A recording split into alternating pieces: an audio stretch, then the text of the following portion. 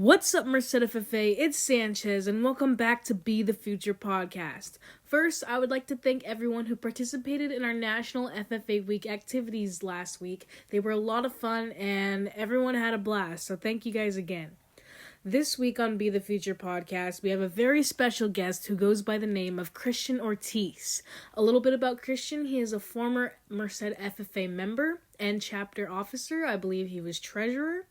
The formatting of this episode is going to be a little different. I'm going to basically pass it to him, and he's going to take it from there, and then I'll jump back on for the conclusion and some final announcements. So without further ado, welcome, Christian. Hey guys, how's it going? Thank you for having me. My name is Christian Ortez, and getting right into this. Where are you attending school, and what are you studying? Right now, I'm going to Fresno State for ag education. That's what I'm studying, with an emphasis in ag business as my specialty. Before I went to Fresno State, I actually went to Merced College. But once I finished Merced College, I was able to transfer to Fresno State with a couple degrees. Second question. Tell me about your FFA experience and how they impacted you. For starters, I got to say, the experiences that I had within Merced FFA have made me who I am today. It started off with the speaking competitions, like opening and closing ceremonies, creed speaking, impromptu, and then it kind of led into the more leadership role type stuff. I was involved with ag leadership. I was a coach for the Best Informed Green Hand team. I was elected treasurer my junior year. I was a part of the press corps during the California FFA State Leadership Conference for 2 years. And then I actually still continue to be involved as a photographer for the conference. That's something I'm really excited to. I look forward to every year. Obviously, COVID's kind of ruined that, but hopefully once COVID's over, that's one of the things I hope to continue doing, is being able to take pictures and capture history. But as for how they impacted me, they showed me the importance of being a leader, what type of leader that I am. They showed me how my voice can be used to create change, to make an impact. They helped me build confidence like no other. They taught me about the importance of being in a team and how amazing it is to utilize the full power of a team as a unit. Next question. How are you involved in agriculture now? And now at Fresno State, I've been a part of the Ag Ambassadors. Upcoming, I intend to help out and possibly have help with the workshops during California FFA State Conference this year with Fresno State. That's one of the things I want to do. And I've just kind of, as part of Ag Ambassadors, we have to get community service hours. I was helping out with the Merced South cleanup a couple weeks ago, and then the following week we ended up helping out with building a hydroponic system for a local church that has a massive garden. It was pretty cool. Moving forward, I think the best thing I could do, honestly, is obviously being more involved with Ag Ambassadors and stuff like that. But I want to be able to learn as much as I can to create awareness in agriculture. I think it's important to share our knowledge and talk about why agriculture is important, because I think it's definitely something that is skipped over. Question number 4. How did Merced FFA help you plan for your future career? My future career. So I was very shy coming into Merced High, and I really didn't know how to talk to people very well. And my ag teachers were a huge influence on becoming a better speaker. Like, they were the ones that encouraged me to take part in opening, closing, creed speaking, impromptu, and just encouraged me to take more leaps into potential leadership roles and help lead committees and all this stuff that kind of threw me into the wild, and it opened me up to a ton of opportunities. And within the FFA, they kind of gave me that confidence, that structure, that discipline, to see my goals and go after them. Those are all things that helped me navigate that transition from high school to college and kind of more of that adult the adult style of living. The FFA kind of just got me ready for that. Next question. Where do you hope to be in the next 5 years? Where do I like to be in the next 5 years? That's a very good question. Well, like as you guys know, I'm going to Fresno State now. If I continue to take 18 units the next 2 semesters and take my CBEST, I should be able to apply for my credential, which I'm not too sure. I could be another year, 2 years until after like student teaching and all that type of stuff is done. And so in the next 2 to 3 years, I hope to be graduating from Fresno State. And then moving forward after I finish at Fresno State, I actually want to join the Peace Corps. So once I get my credential, I want to apply for the Peace Corps and do my time, help make a difference around the world. Even if it's just for one location for 2 years, I want to be able to make a difference in agriculture, help people be more sustainable. I think we're very fortunate living here in the United States. And so I want to be able to be that bridge to help other communities around the world be healthy and survive. And so once obviously the Peace Corps is a 2-year commitment. And so once I come back, I want to be an ag teacher. And so that's kind of how I've kind of have things set up right now in terms of my goals, my big goals at least. Those are kind of the main things I'm focusing on right now. And I couldn't be more excited. Number 6, how have you stayed connected with the chapter or agriculture? In terms of being with the chapter, I always think about how Merced FFA kind of impacted me and how it's motivated me moving forward. In terms of agriculture, I love agriculture, and it's one of those things where I want to help people understand what agriculture is. Because for a lot of people, to them, agriculture is just like farming and like tractors and trucks. When in reality, agriculture is much more than that. I want to be able to help connect people with what agriculture is moving forward in a podcast. So that's one of the things that I'm kind of working on right now is figuring out how I'd want to do an ag podcast and help inform people about agriculture. Number 7, what skills that you learned from FFA/agriculture do you still utilize to this day? The big one right off the bat is definitely my speaking abilities.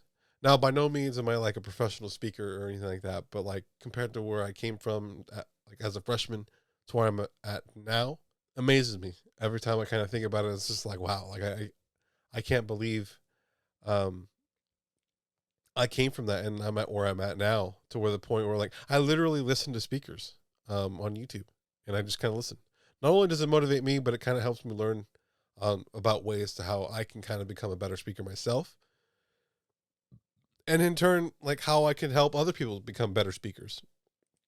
Now, I'm not a professional or anything, but like I always as an avid tutor, and whenever I have the chance to work with some of my middle schoolers or other students of that sort, I enjoy helping people speak.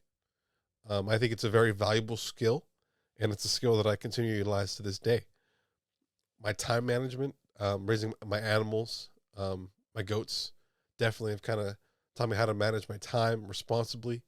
Another thing that kind of still I utilize every day is the spontaneousness of how agriculture can be. For anyone who's actually worked on a ranch or on a farm, or even in the classroom in FFA, when you're getting ready for huge events, you're writing scripts or learning speeches for certain things. Things happen. Things don't always go your way, so you got to be able to be think on your toes and react to situations very fast. And I've always kind of utilized and kept that mentality moving forward to anything that I do, is that I have to be willing and able to adjust on the fly. And that's something that I continue to utilize every day moving forward when completing my goals. Another thing that I've kind of got this more in like the secondary level of it, like college level education. Um, and this is the importance of being sustainable, like what you can do to make your environment more healthy and help replenish the earth. And so one of the things that I'm starting to do more of because of agriculture is I'm going to be starting my own garden. Right now, I have a grow light. I have corn, squash, zucchini, some amaranth, and some cherry tomatoes right now. I'm excited. Those are things that not a lot of people have taken the time to do, and to be able to have worked the land and grow your own food, and to know where your foods came from is an amazing feeling. I even have peppers and stuff like that to go right in after, as soon as I transplant everything, and I'm pretty excited about that. And there's a lot of things in agriculture to be excited about. There really is, and I've always kind of taken that excitement, and it's helped push me forward, towards my ultimate goal of being an ag teacher. Next question: tell me about your favorite FFA memory or funny story. One of my favorite things about the FFA was completing my supervised agricultural experiences, or SAE, as you guys know it, and with my goats. And the experiences I had with my goats are some of the, or just with the, like, on the farm, on the school farm, or like when I was when I at Merced Highway, we also had a little farm here close to where I live now, where we kept all of our animals, or all our sheep and goats, and just being there with all the other people and interacting with one another was just an awesome experience. Because not only are you learning more about sheep and goats, but you're engaging and, becoming close friends with these people, and that experience is that's something I'm never going to be able to forget. And but something I experienced was, and again, raising an animal is not easy. It's not like a dog. Raising anything that's alive is definitely a challenge. But when you're dealing with, like, sheep and goats, particularly goats, they're very stubborn. Okay, they're like, again, they look cute and they're pretty awesome, but they're so stubborn. And one day, it was super hot. It was, I kid you not, it was in at least 100 degrees or more.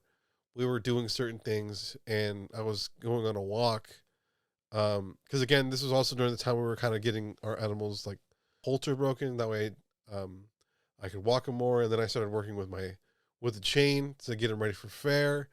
And I had quite a few good goats, right? Okay, so I had, like, Secretariat, Creed, Prometheus. Like, I had some pretty awesome goats, but then I had some terrible ones too. Okay, and they weren't terrible, and like they and some of, like, and they were terrible in terms of, like, the attitude. The attitude on some of the goats that I raised is ridiculous. Okay, like it might have well been a full blown human. Okay, it's ridiculous. This dude, I can't remember which particular goat it was, but while I was working on getting him used to, like, walking on the chain, this dude, I kid you not, would just drop. Like, if he died, like, you just lay there, as, like, I have, like, all trying to walk him on chain, and I'm like, yo, like, what are you doing? And he just looks at me and is like, I'm not doing anything anymore. And I'm just like, yo, what are you? And I literally I got into this huge argument with my own goat, and it was so frustrating. And, like, I just remember everyone that was at the farm at the time was just watching me endure this whole process of me getting in this argument with a goat who can't even talk back to me. And I was just like, I just felt like we were going back and forth. I was like, yo, let's go. And he's like, no, I'm not even moving anymore, bro. I'm tired of this. Take me back to the pen. Like, and I'm just like, yo, like, we got to finish this lap. Okay. Once we finish this lap, you can go back to your pen. I was like, it was just one of those moments where you just find yourself in, like, this, another level, like, where you're connected with your animal so well that you're just kind of like, in another reality. And that was definitely, and looking back at it again, like, that, at the moment it was very heated, but looking back at it, it was the fact that I was that engaged and connected with my animal in such a positive and negative way was just super funny to think about. And I'm sure other people experienced that. It took me a while, but I figured out the way, how to deal with him when he did that, because he didn't never stop. He continued to just drop whenever I tried to walk him. What I had to do was, like, when I'd walk him and he'd drop, I had to use my boot to, like, go, like, I'd place my boot under his belly and I'd lift. And I just continually had to do that time and time again. And that's kind of how I fixed the solution. And some people probably experience that now. But that's kind of how I managed it. It was very frustrating at first, but again, that's one of my favorite stories and moments to talk about when I talk about my animals, because it's not always sunshine and roses. It's definitely a lot of downs and yelling. Question number 9. What advice would you give students hoping to pursue agriculture? For starters, if you're going to if you're going to continue to pursue agriculture, or FFA in general, you got to be prepared to take leaps. You can't be afraid. Like there were points as a freshman where I was afraid, right? I guess you could say I was afraid, but I was very worried about Creed speaking, and I almost gave up. I almost didn't do it. And another thing is, have the right people around you, because again, my ag teachers helped me navigate those complicated situations where I was scared, or I just didn't know if I could do this, and they gave me that confidence to kind of keep moving forward. So again, have the right people around you. Don't have the negative people around you, because once you have that negative energy and just kind of have those bad vibes all around you, those vibes are going to move into you, and then you're going to continue to give off those bad vibes. So again, put good people around yourself, and don't be afraid. You're going to fall, and that's okay. Just get back up and you keep moving forward and go after your goals. That's how I've kind of navigated my life up to this point, is things get hard, and I continue to move forward, get back up, and I keep moving towards my dream, because that's what I want to do. I want to be able to teach. I want to make an impact. I want to work with I want to work with students. I want to help change their lives for the better. I want to help them become good leaders. And so I hope anyone who is thinking about pursuing a life in agriculture, that, again, it's not all being a farmer. There's so many things that you could do in agriculture that can make a difference in so many people's lives. And so with that, I think the last thing I could probably say is just be open-minded. Because again, the world of ag is so big. You're going to see and do a lot of things within agriculture. And so just being able to have the open mind, being able to take the leap that no one else is able to take, to be the best that you can be, is, that's what I would say moving forward. In terms of what my favorite quote is, and you guys might be able to tell, I've kind of hinted at this particular quote. But like I talked about before, one of the things I like to do is I listen to speakers, and one of the speakers in particular is Mr. Les Brown. He's a fascinating speaker. You can find him on YouTube. He's pretty awesome to listen to. At a commencement speech, he talked about not giving up on your dream, and being so hungry and so driven towards to go after your dream. That's all you think about. And to have that mentality that no matter what happens, whether I fall, crash, and I can't move, I need to picture my dream as if that's the only thing I need to get done, and having that mentality, and having the goal set to achieve what you want to do on such a high level that you can actually do those things. And again, Mr. Les Brown is one of the people that I've kind of listened to a lot, and he's kind of helped pave my way towards not only becoming a better speaker, but by understanding where my struggles come into my life, and how, again, a lot of people struggle, and the struggles that I've had have definitely helped motivate me to be a better person, and to achieve more, and to be great, to change the world, to create change. That's what I want to do in life, is create change, make an impact, and to be the best that I can be while doing it, and help create the future leaders of our world, so that way they can change the world. That's what I want to do as an ag teacher. And I hope I was able to kind of inspire someone listening. Again, I'm not the best speaker in the world. But with that said, thank you guys so much for having me. I appreciate it. I had a great time talking to you guys. Go Merced FFA. I'll catch you guys later. Bye-bye. Well, there you have it, Merced FFA. Thank you so much, Christian, for your time and sharing your story with us. We love hearing from former members and learning from people who have chosen to pursue an agriculture career. It really helps us when we're making decisions in high school, and we just really appreciate your time and effort. So thank you. With that being said, make sure to check the Merced FFA Instagram for all chapter updates, and thank you and be the future, Merced FFA.